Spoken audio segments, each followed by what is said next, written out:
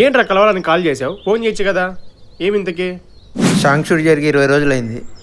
Update ఇవ్వాలని common thought లేదారా నీకు? నీకు పని ఇచ్చారు అంటే అది సాంగ్ రిలీజ్ డేట్ ఎప్పుడు?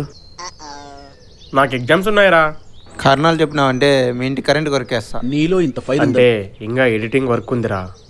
నాకు అవన్నీ వద్దు, ముందు సాంగ్ రిలీజ్ డేట్ చెప్పు. తప్పదా? ఒరే కుఫ్లీ, అంత మంచి సాంగ్ రిలీజ్ చేయకుండా మమ్మల్ని వెయిట్ చేయించినదే కాకుండా మరి తప్పదా అంటావా? ఓకే ఓకే చెప్తాను. Song release date. ఆగు, ఏమైందిరా?